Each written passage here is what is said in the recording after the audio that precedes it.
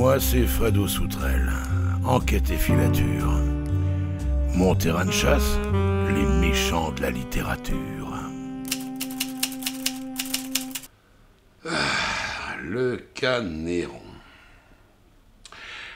En 1669, Jean Racine, qui va sur ses 30 ans, décide d'aller chatouiller le taulier du game, comme on dit maintenant, en choisissant d'écrire une tragédie romaine, genre de prédilection du grand Corneille, qui lui a 63 ans et n'a surtout plus rien à prouver. Jeannot l'arriviste trouve en Néron un sujet sûr.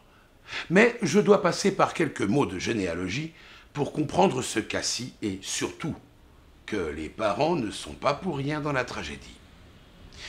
Pour commencer, il y avait un empereur, Claude, enfant mal aimé qui deviendra un empereur des plus convenables, qui accumulait le manque de bol avec ses épouses. De sa troisième femme, Messaline, naquit Britannicus. Après l'assassinat de Messaline au presque soulagement du mari, ce dernier épouse en quatrième noces sa propre nièce. On ne juge pas une autre époque, tout ça. Agrippine la jeune, déjà maman d'un grand garçon prénommé Néron. Agrippine arrive à faire adopter Néron par Claude. Et comme il a 4 ans de plus que Britannicus, Néron devient l'héritier de l'Empire au détriment de Britannicus, pourtant fils biologique, lorsque Claude passe de vie à trépas, sans doute de la main d'Agrippine. Eh ben, ça nous fait un joyeux bordel, tout ça! Au début de la pièce de Racine, on a un empereur en place de 17 ans, Néron. Un autre prétendant au trône, Britannicus, âgé de 13 ans. Une mère de 40 ans qui voit son propre enfant la rejeter, ou en tout cas l'écarter du pouvoir. Était-ce suffisant pour bâtir une intrigue ?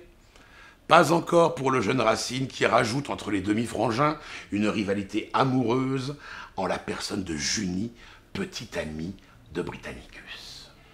Et convoitée par Néron.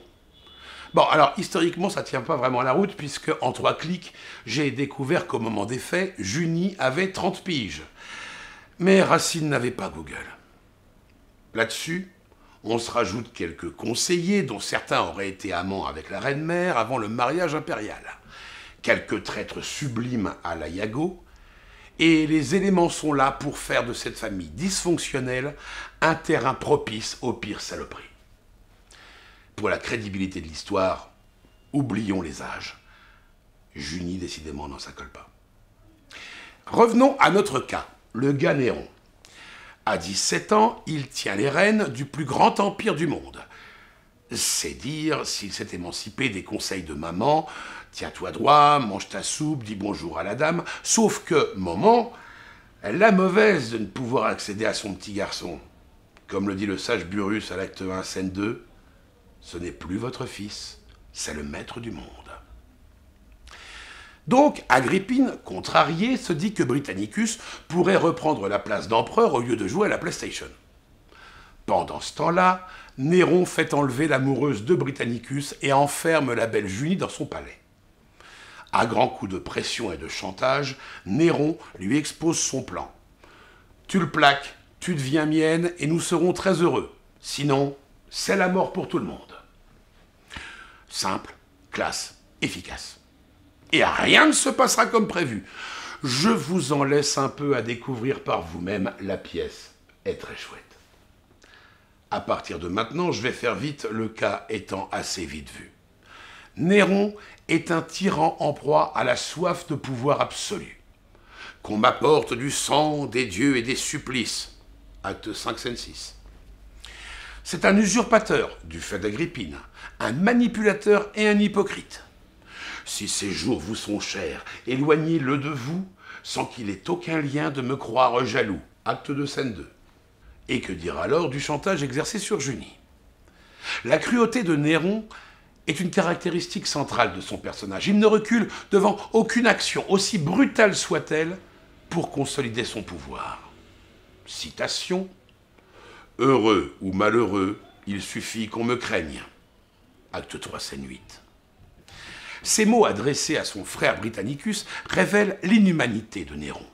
« Il n'est point de malheur dont je ne sois coupable. » acte 5, scène 6. Voilà la défense de Néron aux reproches d'Agrippine, mais il ment comme un arracheur de dents. L'insensibilité de Néron, son manque total d'empathie et son absence de remords achèvent le portrait de ce jeune homme totalement psychopathe. Néron, dans Britannicus de Racine, est un personnage qui incarne la tyrannie dans sa forme la plus brutale et la plus impitoyable. Ses manipulations hypocrites, sa cruauté sans bornes et son manque total de remords font de lui un souverain redoutable et détesté. Le gars est, disons-le, tout pourri, et la postérité ne lui fera pas de cadeau.